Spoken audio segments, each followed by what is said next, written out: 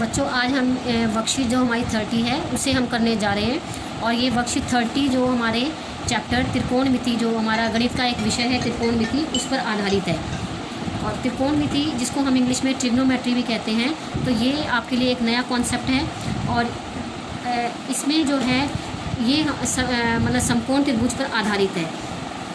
हम इसमें एक ऐसा त्रिभुज लेते हैं, समकोण त्रिभुज। आप सभी जानते हैं कि समकोण त्रिभुज क्या होता है। ऐसा त्रिभुज जिसका एक कोण समकोण हो। त्रिकोणमिति शब्द जो है ग्रीक का एक वर्ड है, ट्रिग्नोमेट्री, उससे बना है। ट्राई मतलब जैसे आपका ये ट्रिग्नोमेट्री है, तो ट्राई का मतलब होता है 3। ट्राई मीन्स 3 मतलब आपके 3। और गोन का मतलब होता है भुजाएं, साइड्स। और मेट्रोन जो होता है वो आपका मतलब होता है मेजरमेंट, मतलब नापना। तो इसमें ट्रिग्नोमेट्री में हम जो एक त्रिभुज की भुजाओं और कोणों के बीच संबंध जो होता है उसको हम सीखते हैं। और त्रिकोणमिति का जो आप कॉन्सेप्ट है, ये आर्यभट्ट जो हमारे गणितज्ञ थे उन्होंने इसको दिया था। और इसमें ये इस ब्रांच के अंदर हम क्या करते हैं कि किसी समकोण त्रिभुज की भुजाओं और कोण के बीच में क्या रिलेशन है उसको जानते हैं। अब मान लो बेटा हम ये देखते हैं कि आप वहाँ गए हो कुतुब मीनार देखने के लिए, और आप नीचे खड़े हो, तो आपको ये आप ऊपर टॉप को देखते हो कुतुब मीनार की, अपने नीचे खड़े हुए, तो क्या आप उसकी हाइट को कैसे नापोगे। तो हम त्रिकोणमिति जो है इसके ज़रिए हम उस कुतुब मीनार की हाइट को नाप सकते हैं। ऐसे ही अगर आप अपने नीचे खड़े हो और कोई ऊपर बिल्डिंग है और बिल्डिंग के ऊपर कोई आपका एक कुछ फ्लैग लगा हुआ है, तो आप उस फ्लैग की ओर देख रहे हो, तो आप उस ये कैसे नाप सकते हो कि वो फ्लैग कितनी ऊंचाई पर है। तो उसके लिए वो भी आप किससे नाप सकते हो, त्रिकोणमिति के जरिए। क्योंकि जहाँ आप खड़े हो आपकी आँख है, और जहाँ पर जिस बिल्डिंग पर वो फ्लैग लगा हुआ है वो सीधा उसके बीच में एक समकोण बनता है। और समकोण के जरिए आप जो है जो समकोण त्रिभुज बन रहा है, उस समकोण त्रिभुज के जरिए आप इसकी हाइट को और उसको नाप सकते हो कि वो कितनी ऊंचाई पर वो फ्लैग लगा हुआ है। तो इसमें हम अब इसके अंदर आप त्रिकोणमितीय अनुपात सीखोगे। त्रिकोणमितीय अनुपात जो है हमारे मेनली जो आपके 3 तरह के त्रिकोणमितीय अनुपात होते हैं। और इसके अंदर मान लो आपने ये लिया है आपकी यहाँ पर ये आपकी बिल्डिंग है, और ये बिल्डिंग हमारी ये क्या है, ये हाइट हो गई। और यहाँ पर ये ज़मीन है, और आप जो है यहाँ पर खड़े हुए हो, और आप यहाँ से जो है इस बिल्डिंग की टॉप को देख रहे हो। तो अब जो यहाँ पर आप खड़े हुए हो, ये हमारा क्या बन रहा है, एक समकोण त्रिभुज बन रहा है। और इसका हमने मान लो ये नाम दे दिया A, और ये समकोण त्रिभुज बन रहा है B, और ये हमारा क्या बन रहा है C।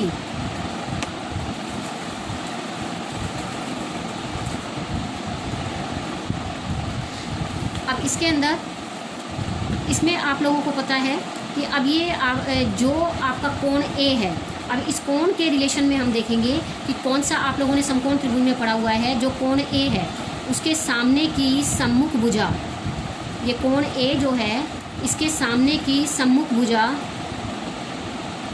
कौन सी है, इस कोण A के सामने की भुजा जो बिल्कुल सामने है, तो वो हमारी सम्मुख भुजा क्या है, BC। और इसको हम क्या बोलते हैं, लंब। और अब इस कोण के सबसे पास वाली भुजा, निकटतम भुजा जो उसके साथ में लगती हुई भुजा है, वो हमारी कौन सी है, AB। तो वो हमारी क्या कहलाती है, आधार। और जो इस समकोण त्रिभुज की जो सबसे लंबी भुजा है उसको हम क्या बोलते हैं, कर्ण। ये सब चीज़ें आप लोग पहले क्लासेस में भी पढ़ चुके हो। और ये आपका जो अब ये चैप्टर आप पढ़ोगे उसके अंदर ये सारी चीज़ें आपकी यूज होंगी। तो आपकी जो कोण, दोबारा से मैं रिवाइज करवाती हूँ, कोण A के सबसे सामने की जो भुजा है, सम्मुख भुजा, वो आपकी क्या होती है, लंब। इसी तरह से कोण A के साथ में जो लगती हुई भुजा होती है वो हमारी क्या होती है, लंब, आधार। जो कोण A के साथ में लगती हुई भुजा वो क्या है, आधार। जो सबसे लंबी भुजा है वो हमारी क्या होती है, कर्ण। अगर मान लो हम ये लेते हैं, अब मान लो हमने यहाँ पर नहीं है, अब हम ऊपर जो है इस बिल्डिंग के टॉप में पहुँच गए C पर, और C से हम कहाँ देख रहे हैं, A पर। तो अब हमारा क्या हो जाएगा, अब यहाँ पर पहुँच गए तो अब हमारा इसमें लंब और आधार दोनों अलग हो जाएंगे। अब इस तरह से हमारा त्रिभुज ये घूम जाएगा। समझो आप यहाँ से जब हम देखेंगे तो ये ऐसे हमारा घूम जाएगा।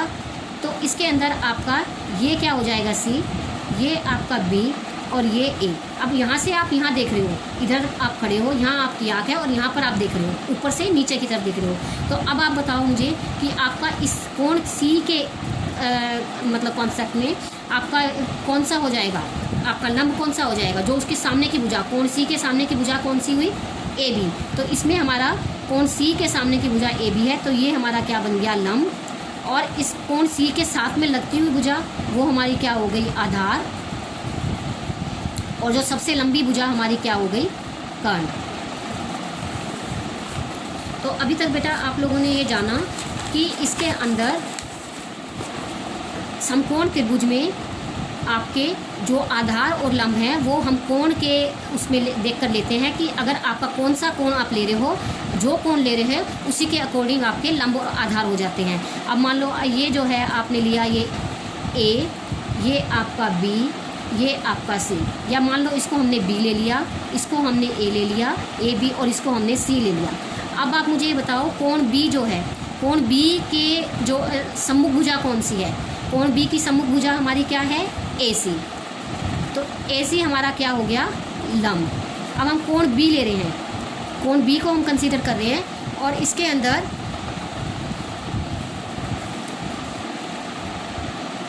और कोण बी के साथ में लगती हुई भुजा कौन सी है, जो इसकी निकटतम भुजा जो कोण बी के साथ लग रही है वो आपकी क्या है, ए बी। तो ए बी हमारा क्या हो गया, आधार। और सबसे लंबी भुजा कौन सी है, सबसे लंबी भुजा हमारी क्या है, बी सी। तो वो हमारा क्या हो गया, कर्ण। तो अभी तक आप लोगों को समझ में आ गया होगा कि हम किस तरह से किसी कोण को देखकर हम उसके लंब आधार बता सकते हैं। और कर्ण आपको सबको पता है, जो सबसे लंबी भुजा होती है वो आपकी कर्ण होती है। तो अब इसके अंदर जो आपने पढ़ना है, जो आज की आपकी वर्कशीट है, इसमें आप पढ़ोगे त्रिकोणमितीय अनुपात। तो त्रिकोणमितीय अनुपात जो है मेनली आपको इसको याद करने के तीन आपके होते हैं। एक आपका होता है साइन, एक आपका होता है कॉस, और एक आपका होता है टेंजेंट। Sign, cos, tangent. मैं आपको हिंदी में इसको लिख देती हूँ, साइन और कॉस और